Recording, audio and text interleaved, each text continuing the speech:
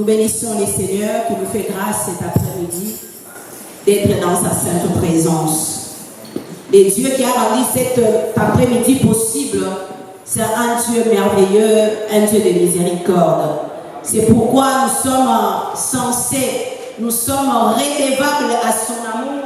C'est pourquoi nous venons témoigner notre amour envers Dieu. Si tu es là, ce n'est pas parce que tu as voulu, mais c'est parce que Dieu t'a permis d'être là. C'est pourquoi, parce qu'il nous a fait grâce de son amour, nous aussi, nous sommes là pour en témoigner de cet amour. Bien-aimés, je dis merci encore une fois de plus à l'égard de notre berger, notre papa, pasteur Simon Dinga, qui nous donne ou nous prête la chair pour pouvoir partager la parole en mission avec maman, que là où ils sont, que Dieu les bénisse abondamment. Et merci surtout pour ta présence dans ces lieux. Tu n'as pas regardé le temps, tu n'as pas regardé les conditions climatiques, tu n'as pas regardé qu'il fait chaud, mais tu as voulu être dans la présence de Dieu. Laisse que les dieux qui honorent ceux qui l'honorent puissent t'honorer. Je disais, laisse que les dieux qui honorent puissent t'honorer. Il a dit, j'honore celui qui m'honore. Parce que tu as honoré Dieu dans sa présence. Laisse que ces dieux-là puissent t'honorer au nom puissant de Jésus. Merci aussi à la présence de l'homme de Dieu, pasteur Kairos. Et merci à toi, papa, maman, jeune enfant, qui est là dans la présence de Dieu. Nous voulons écouter la parole de Dieu, selon ce que l'Esprit de Dieu a déposé dans notre cœur depuis la semaine. C'est pourquoi là où tu es, prends ta Bible, prépare ton stylo, prends ton cahier, et nous allons pouvoir être instruits de la part du Seigneur. Est-ce que nous sommes prêts? Gloire à Dieu. Voilà, nous allons ouvrir la parole de Dieu dans les livres de 1 Samuel. 1 Samuel chapitre 15. 1 Samuel chapitre 15. Verset 22 à verset 24. 1 Samuel chapitre 15, 22 à 24. Nous y sommes? Est-ce que nous pouvons nous lever pour honorer la parole du Seigneur? Gloire à Dieu. Ainsi dit la parole du Seigneur. Samuel dit, l'Éternel trouve-t-il autant de plaisir dans les holocaustes et les sacrifices que dans l'obéissance à sa voix?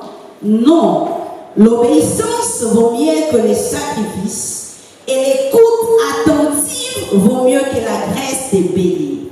Oui, la révolte ou la désobéissance est aussi coupable que la divination, et la résistance au Seigneur est aussi fautive que les recours au téraphim. Puisque tu as rejeté la parole de l'Éternel, il te rejette aussi comme roi. Verset 24. Alors Saül dit à Samuel, j'ai péché car j'ai enfreint l'ordre de l'Éternel et tes paroles. J'ai eu peur du peuple et je l'ai écouté. Parole du Seigneur. Est-ce que tu peux prier pour la parole du Seigneur? Par la grâce de Dieu cet après-midi, nous allons partager un sous-thème qui nous est donné, l'obéissance vaut mieux que les sacrifices. Mais je ne peux pas commencer ce message sans pour autant élever celui qui nous a sacrifié sa vie, sans pour autant glorifier celui qui fait en sorte que toi et moi nous soyons dans ce lieu. Raison par laquelle, peuple de Dieu, pour que nous puissions commencer à parler de lui, nous devons exalter son nom. Pourquoi sois prêt à pouvoir célébrer comme nous l'avons comme coutume dans la maison de pouvoir célébrer celui qui nous a fait enfants de Dieu. Alors est-ce que tu peux commencer avec moi à déclarer par la foi et à les confesser: Jésus-Christ est Seigneur, Jésus-Christ est Seigneur, Jésus-Christ est Seigneur, Jésus-Christ est Seigneur. Alléluia. Gloire à Dieu. Nous pouvons nous asseoir dans la présence de Dieu. Ça, c'est notre thème interminable.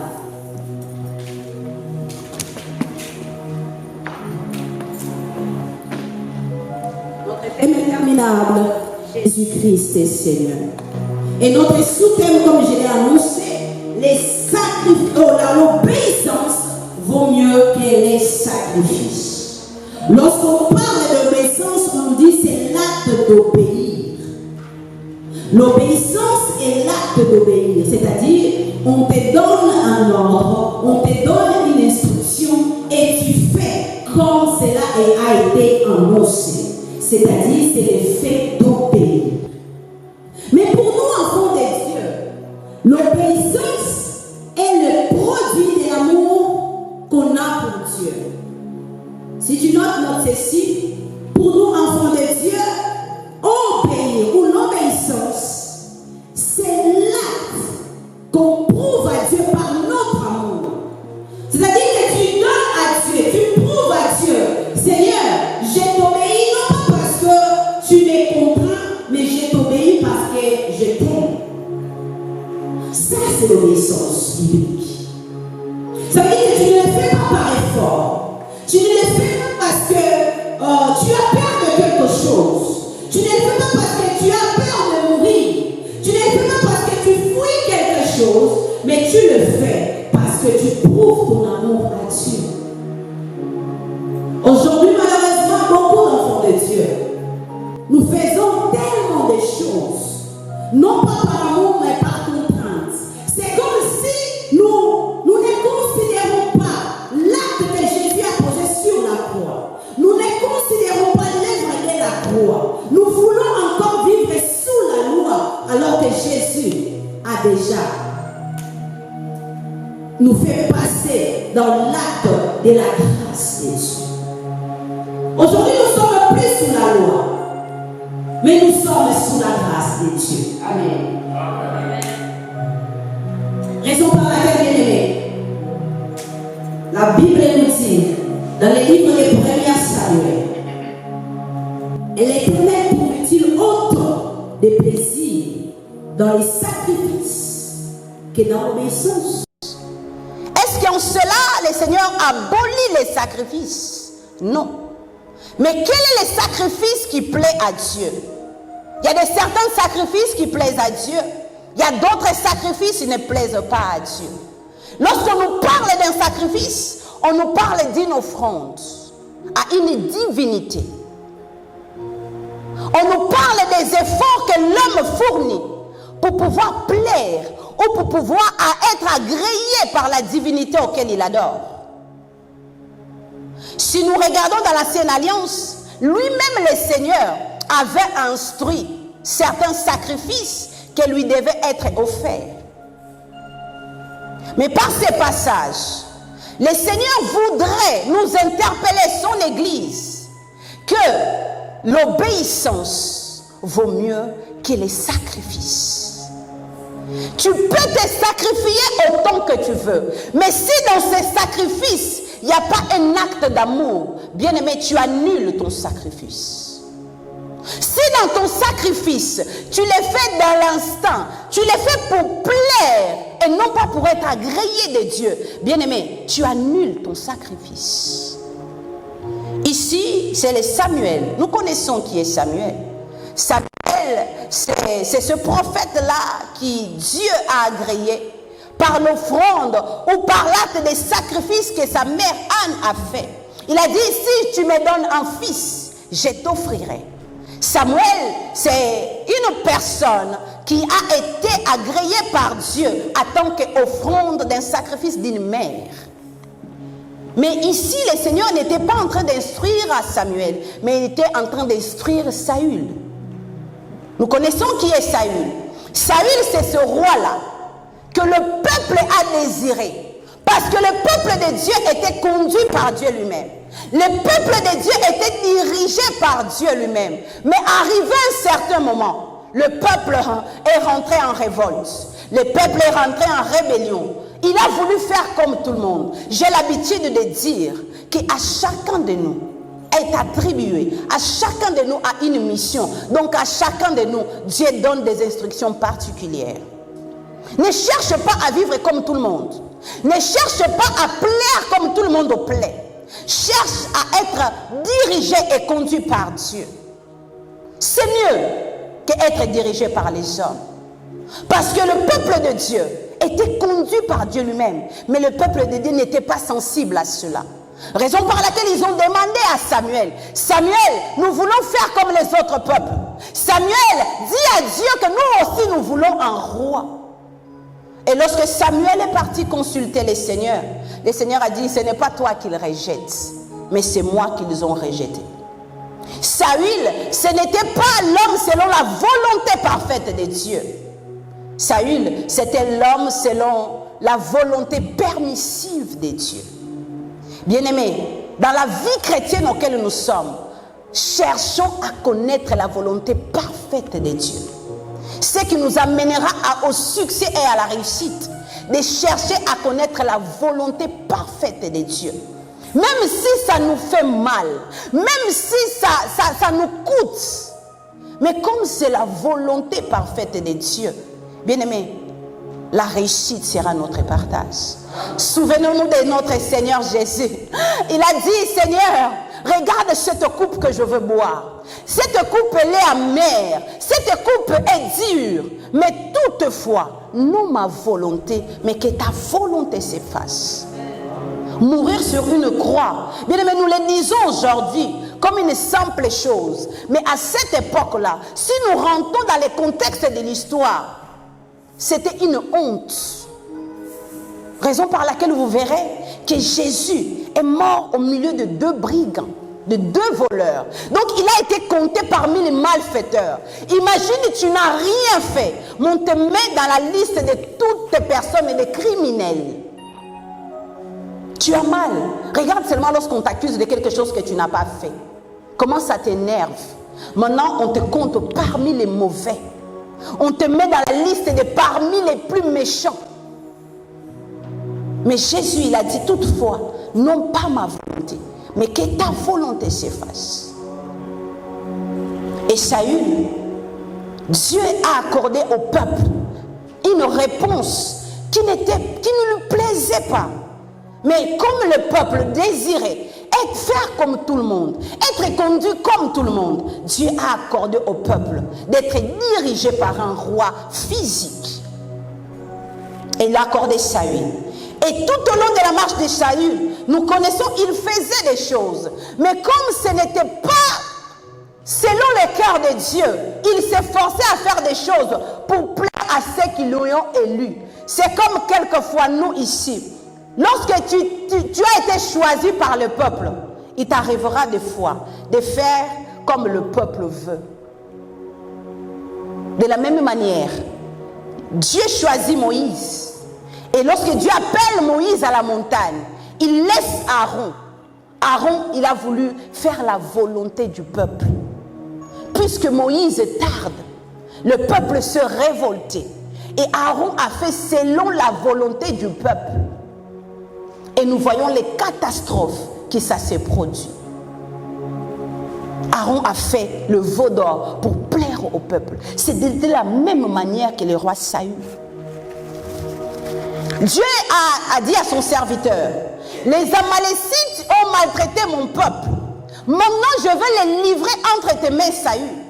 Les Amalécites ont fait des choses que, quelque part, ça a énervé le Seigneur. Il a dit, je vais le livrer, Saül. Je vais te donner la victoire face aux Amalécites. Mais bien aimé, ce même Dieu qui a instruit à Saül d'abord d'aller combattre Amalek et être victorieux. Mais c'est Saül a été instruit. Il dit, lorsque tu vas aller, lorsque tu iras en guerre avec ce peuple, voici ce que tu dois faire. Tu dois les dévouer, tu dois tout dévouer par interdit. Tu dois tout dévouer par interdit. Ne laisse rien. Mais bien aimé, Saül va combattre les Amalécites et il remporte la victoire. La Bible dit, lorsque il n'a pas vu l'homme de Dieu qui pouvait faire des sacrifices, il tardait. Saül s'est permis. Il a trouvé une meilleure idée. Bien-aimé, dans ta marche avec Dieu, lorsque Dieu te donne une instruction, Ce n'est pas que il ne t'a pas donné la capacité d'avoir des idées. Il y a la part de Dieu et il y a la part de l'homme. Mais lorsque tu as une instruction de Dieu, s'il te plaît, fais comme Dieu te l'a ordonné. Saül a trouvé une meilleure idée. Il a dit, je vais seulement dévouer les mauvais et le meilleur de ce pays. Je vais pouvoir l'offrir à Dieu. Avoir de bonnes idées, ce n'est pas mauvais.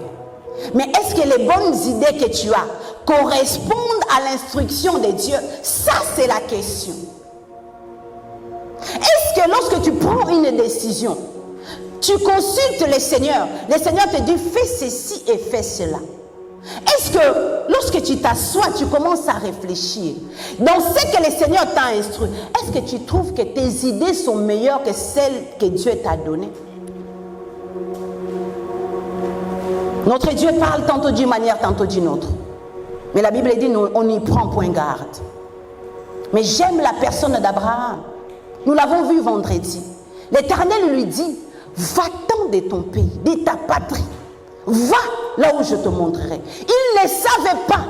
Mais bien aimé, cela ne lui importait peu. Ce qui lui importait, c'est qu'il a écouté Dieu. Il a fait ce que Dieu l'avait ordonné. Il aurait pu trouver une bonne idée. Il aurait pu trouver une meilleure, dire non Seigneur, ce n'est pas cette année, peut-être l'année prochaine. Nombreux parmi nous, ils ont reçu des instructions venant de Dieu. Nombreux parmi nous, ils ont entendu Dieu. Et comment tu as entendu Dieu? Peut-être par une prédication. Bien aimé, vous savez, lorsque Dieu parle, il parle. Et lorsque Dieu s'adresse à nous, nous reconnaissons que cette parole est pour nous. Bien-aimé, j'aimerais t'exhorter cet après-midi. S'il arrive que pendant un mois, tu viens dans la présence de Dieu et tu n'as pas l'impression que ce que le Seigneur est en train de dire, ça ne te concerne pas, revois ta marche avec le Seigneur. Cherche Dieu pour que tu sois encore davantage sensible à ce qu'il te dit.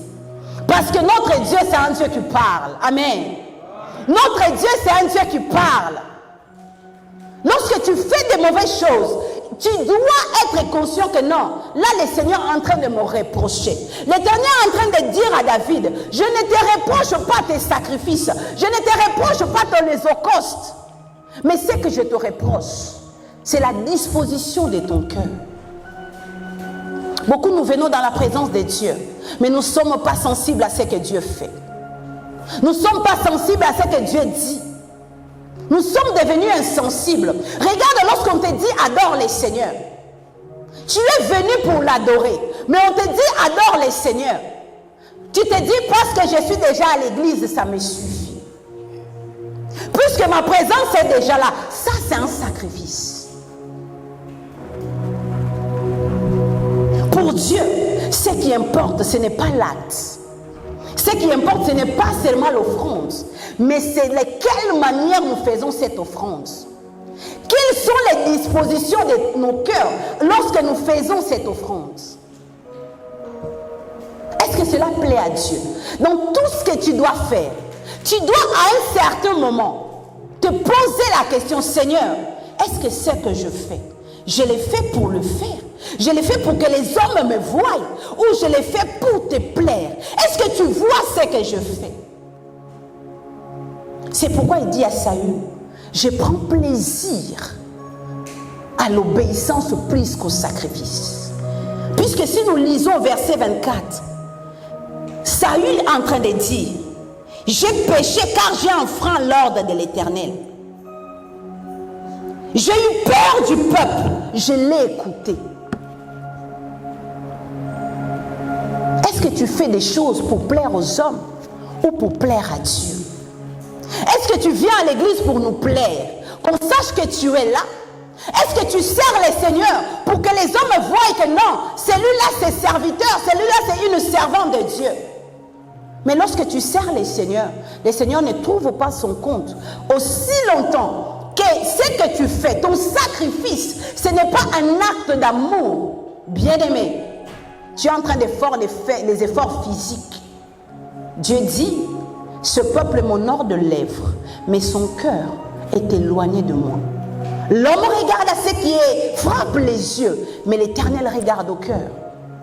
Mais quand bien même tu fais un sacrifice, quand bien même tu fais une offrande, il faut que cette offrande-là vienne du cœur. Même lorsque tu sers les seigneurs, il est possible que tu sers les seigneurs sans y mettre les cœurs. Il est possible que physiquement tu fasses un acte, mais les dispositions de ton cœur sont contraires à ce que tu fais. C'est pourquoi on nous dit, l'obéissance c'est un acte d'amour. Lorsque nous obéissons à Dieu, nous dépendons de Dieu, nous lui faisons confiance. Nous sommes en train de dire, Seigneur, je ne comprends pas ce que tu me demandes de faire, mais une chose je sais, je suis à toi, je t'appartiens, donc je fais selon ce que tu fais, parce que tu sais ce que tu fais. Ça c'est l'obéissance. L'obéissance c'est la dépendance totale à Dieu. Les sacrifices au contraire, c'est lorsque nous savons maîtriser les choses. Nous savons maîtriser les situations. Nous te disons, je veux jeûner. Quand je veux jeûner, je sais que le Seigneur va agréer ce jeûne et il va me donner ce que je demande. Beaucoup de nous faisons cela. Nous faisons des sacrifices physiques pour pouvoir attirer l'attention de les bien-aimés. Dieu n'est pas manipulable. Il n'y a rien que tu puisses faire, que tu peux manipuler Dieu. Il n'y a rien. Ce n'est pas parce que tu viens mettre ton offrande. Tu dis, je mets cette offrande-là, les cieux vont s'ouvrir. Mais si aussi longtemps que les dispositions de ton cœur, c'est pour recevoir quelque chose, tu ne le fais pas par acte d'amour. Bien-aimé, ton sacrifice, il se pourrait qu'il n'égrèille pas le Seigneur. Cet après-midi, le Seigneur veut que nous puissions réfléchir, que nous puissions rentrer en nous-mêmes. Ce que nous faisons, est-ce que cela plaît à Dieu ou cela ne plaît pas à Dieu? Et lorsque nous disons que l'obéissance vaut mieux que les sacrifices, ce n'est pas que nous annulons les sacrifices, mais tout simplement, c'est notre intérieur doit prévaloir à notre extérieur. Ce que tu fais extérieurement doit correspondre à ton état intérieur. Bien aimé, personne peut te dire ou personne peut t'orienter de quelle manière travailler ton intérieur si ce n'est que la personne du Saint-Esprit. Dans tout ce que nous faisons, cherchons d'abord à dépendre de Dieu. C'est-à-dire, Seigneur, ce que tu m'as demandé, c'est difficile. Ce que tu m'as demandé, c'est compliqué. Mais puisque je t'aime, puisque je ne dépends pas de moi-même, puisque je dépends de toi, je fais ce que tu as dit. Est-ce que nous dépendons de Dieu? Ou nous dépendons de nous-mêmes? Est-ce que nous dépendons de ce que Dieu a dit? Ou nous dépendons de notre intelligence? Tu te dis, puisque je donne à Dieu, le Seigneur fera. Puisque je sers le Seigneur fera. Puisque je donne mon temps à Dieu. Bien aimé, tout ce que tu fais pour Dieu, qui ne t'écoute pas, ou qui ça ne te met pas dans un inconfort, pose-toi la question. Tu le fais pour toi ou tu le fais pour Dieu? Parce qu'il y a des choses que Dieu nous demandera. Ça nous mettra dans un état d'inconfort. Lorsque Dieu demande à Abraham de sacrifier son fils, bien aimé, ce n'était pas chose facile. Raison par laquelle Abraham même a omis de dire à Sarah. Parce qu'il dit ce que le Seigneur demande. C'est tellement difficile. C'est tellement difficile. Mais lorsqu'il a obéi, la Bible dit, le Seigneur a pourvu. Mais d'abord, Abraham ne disait pas, je vais faire pour que le Seigneur en retour fasse. Obéir, ce n'est pas faire pour que Dieu fasse. Bien aimé, Dieu est souverain. S'il est fait, gloire à Dieu. Mais s'il ne fait pas, gloire à Dieu. Mais c'est à toi et moi d'obéir. Beaucoup de choses où notre vie n'est pas une vie de réussite. Parce que nous choisissons de faire ce qui nous plaît. Nous choisissons de faire ce qu'il nous semble même confortable de faire. Pour plaire peut-être aux hommes. Pour plaire peut-être à ton pasteur, tu es là présent. Mais ton cœur, est-ce qu'il est dépendant de Dieu ou il dépend de ce que tu fais? Saül a dit, je péchais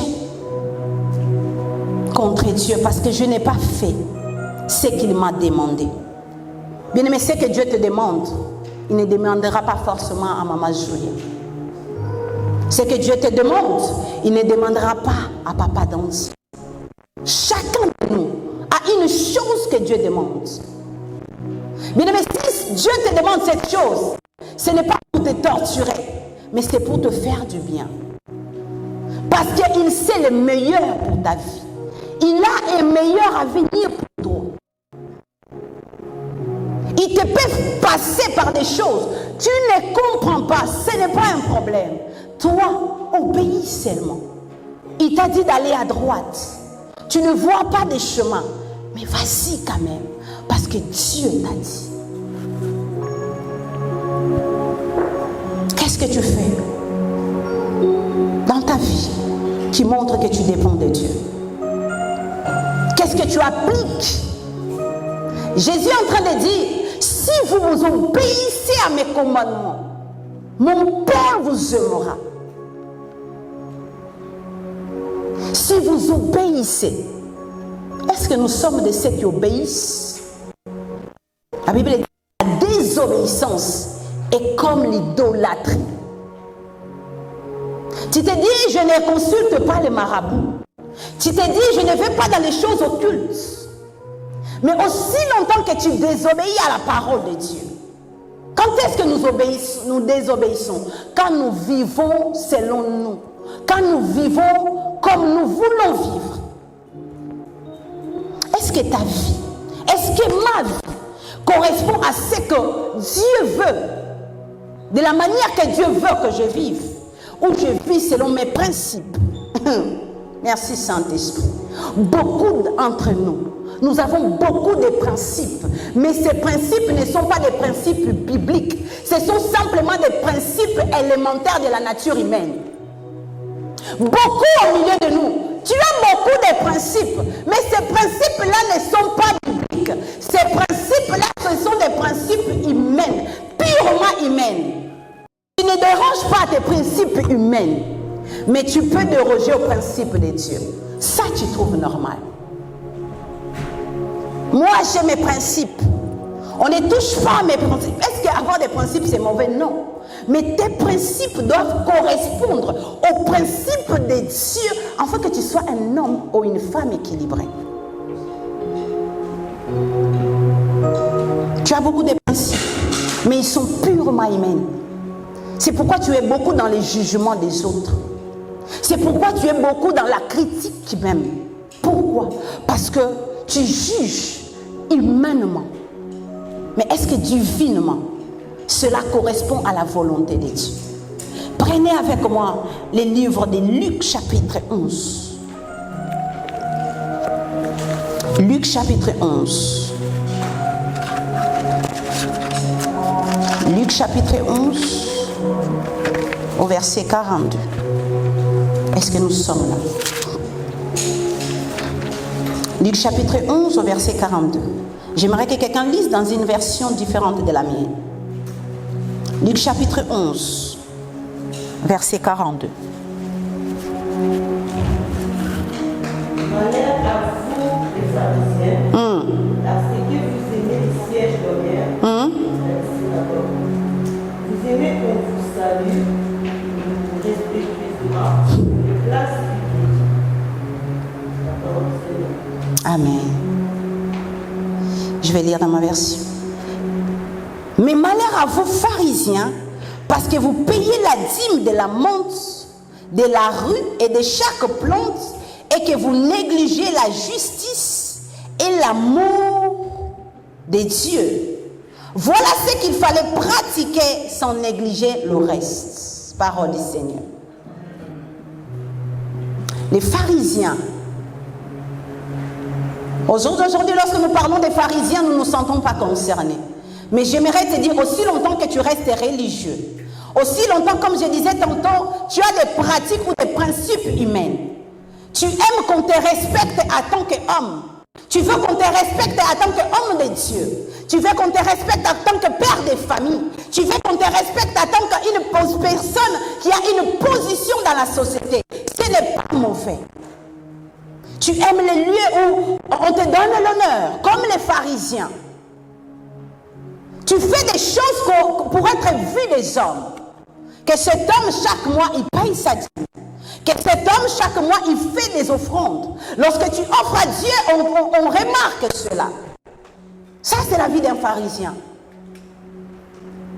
Il se préoccupe plus de l'extérieur. Un pharisien, c'est quelqu'un qui se préoccupe de ce que les hommes voient. Tu respectes les horaires de la prière. Tu respectes les jours de jeûne et prière. Ce n'est pas mauvais, c'est très bien. Mais tu oublies l'amour et la justice. Pourquoi je disais, ton sacrifice sans amour, bien-aimé, ce n'est que de l'apparence. Mais l'obéissance à Dieu, c'est pratiquer l'amour. C'est pratiquer l'amour. Est-ce que lorsque tu viens à l'église, c'est par l'acte d'amour? Est-ce que lorsque tu sers les seigneurs, c'est par acte d'amour? Jésus est en train de faire reproche aux pharisiens. Il a dit, faites toutes ces choses, c'est pas mauvais. Mais d'abord, c'est l'amour. Le deuxième commandement que le Seigneur nous a donné. Ça, nous allons le voir la semaine prochaine. Je nous donne déjà goût à ce que nous allons entendre la semaine prochaine. C'est que le Seigneur nous demande de faire toutes choses par amour. D'abord, amour pour Dieu et amour pour son prochain. Est-ce que ton service, c'est par amour? Est-ce que lorsque tu sers les seigneurs, c'est par amour? Est-ce que lorsque tu donnes la dîme, c'est par amour? Est-ce que lorsque tu fais des offrandes, c'est par l'amour? Tu vois des personnes souffrir, mais tu te dis, ça c'est pour une offrande à Dieu. Mais Dieu dit, pratiquez l'amour et la justice. Ne soyez pas comme les pharisiens. Et nous avons beaucoup de pharisiens d'état moderne. Nous sommes assis là. Nous sommes assis là. La parole de Dieu, bien-aimé, est oui et amen. C'est pourquoi j'aimerais que cet après-midi, nous ne restons pas dans les logos, mais que nous puissions rentrer dans le rhéma, dans la révélation de ce que le Seigneur nous demande personnellement. Nous venons, nous sommes nombreux, mais l'Éternel nous parle personnellement, à chacun de nous, parce que nous n'aurons pas à rendre compte aux hommes, nous aurons de rendre compte à Dieu. Saül était entouré de plusieurs, mais il avait des comptes à rendre à Dieu. C'est pourquoi lorsqu'il a désobéi, le Seigneur l'a rejeté. Tu es là, tu entends la parole du Seigneur. N'endurcis pas ton cœur. Tu es là, tu écoutes la voix de Dieu. N'endurcis pas ton cœur. Tu fais beaucoup de sacrifices. Tu te disais, je m'épuise pour cette église. Tu te disais, je m'épuise, mais on ne me reconnaît pas. Il ne s'agit pas d'être reconnu par les hommes. Il s'agit d'être agréé par Dieu. L'obéissance nous fait agréer par Dieu. L'obéissance nous fait aimer de Dieu. Parce qu'il a dit, j'aime ceux qui m'aiment. Et lorsque tu pratiques l'amour et la justice, tu es aimé de Dieu. Ne fais pas des choses pour plaire aux hommes, s'il te plaît. Ne fais pas des choses pour être agréé des hommes, mais fais toutes choses par dépendance, puisque Dieu me l'a demandé. Est-ce que tu aimes ton prochain comme toi-même? Est-ce que nous aimons le prochain comme nous-mêmes? Est-ce que nous pratiquons la justice? Ce que tu n'aimerais pas qu'on te fasse, ne le fais pas aux autres. Tu n'aimerais pas qu'on soit pour toi une occasion de chute. Ne le sois pas pour l'autre. Ça, c'est l'amour. Ça, c'est la justice. Mais nous préférons que nous recevons les autres par amour. Ils sont attristés à cause de toi et moi. C'est pourquoi cet après-midi, le Seigneur n'abolit pas nos sacrifices. Il voit les sacrifices d'El Shaddai. Il voit que sous ce soleil, tu es là. Mais, sois-les par amour. Sois-les par dépendance de Dieu. Sois-les pour obéir à Dieu. Pour plaire à Dieu. Pour faire la volonté de Dieu. À cause de la volonté de Dieu, la Bible déclare qu'il a été souverainement élevé. Il a reçu un nom au-dessus de tout nom, auquel aujourd'hui tout genou fléchit et que toute langue confesse qu'il est le Seigneur. C'est à cause de l'obéissance. Si nous sommes disciples, nous devons faire comme notre maître. Tout un disciple accompli fait comme son maître. L'obéissance t'écoutera à t'oublier toi-même. L'obéissance t'écoutera à oublier ton poste, à oublier ton grade. Ce que tu es, peu importe aux yeux de Dieu. Mais puisque tu es esclave de Dieu, la Bible déclare que on est esclave de celui que nous obéissons. Si tu obéis à Dieu, tu deviens esclave de Dieu. Mais si tu obéis à ta chair, tu deviens esclave de ta chair. Veux-tu obéir à Dieu ou obéir à ta chair? Veux-tu obéir à Dieu ou obéir à ton corps? La chair bien-aimée nous amène à la mort. Mais obéir à Dieu nous amène à la vie. C'est pourquoi il a dit, je mets devant toi la vie et la mort. Mais je t'en supplie, choisis la vie. Ce soir, la désobéissance est comme l'idolâtrie, comme la divination. Est-ce que nous choisissons de désobéir à Dieu, de faire ce qui nous plaît, de faire ce qui nous est confortable, que de faire ce que Dieu nous demande? Parce que ce que Dieu nous demande peut être difficile, mais ce n'est pas impossible. Ce que Dieu nous demande, ça peut nous coûter. Ça peut coûter même ta réputation. Ça peut coûter même ton poste. Ça peut coûter la place que tu occupes, je ne sais pas, dans la société. Mais l'obéissance vaut mieux que les sacrifices. Dieu prend plaisir à notre obéissance. C'est pourquoi cet après-midi, choisis d'obéir à Dieu plutôt qu'aux hommes. L'obéissance à Dieu te fera peut-être détester des hommes, mais il te fera agréer par Dieu. Mais n'oubliez pas le reste. L'adoration, c'est la combinaison entre les sacrifices et l'obéissance. Je reprends. L'adoration, c'est la combinaison, c'est l'équilibre entre les sacrifices et l'obéissance. Tu t'es adorateur. Tu t'es dit, j'aime adorer Dieu. Mais combine, équilibre le sacrifice et l'obéissance. Ça, ce sont des choses qui plaisent à Dieu. C'est pourquoi Jésus dit, fais toutes ces choses sans oublier le reste. Nous sommes appelés à amener une vie d'équilibre, mais une vie surtout totalement dépendante de Dieu. Ça veut dire que tu es comme un enfant qui, avec son père, il ferme les yeux, il donne la main. Peu importe là où le père l'amène, il y va. Parce qu'il a confiance à son père. Si nos enfants ont confiance en nous, ils ont confiance à notre parole. Combien plus nous devons avoir confiance dans la parole de Dieu.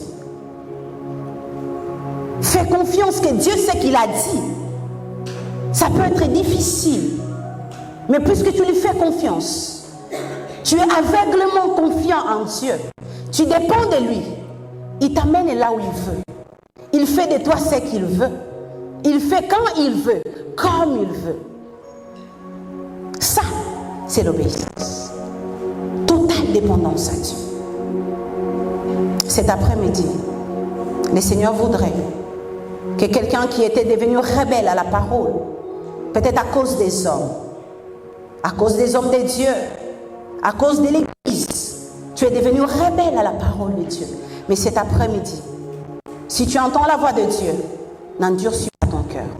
Fais-lui confiance. Fais-lui encore confiance. Et tu verras là où Dieu, par ton obéissance, t'amènera. Que l'Éternel bénisse.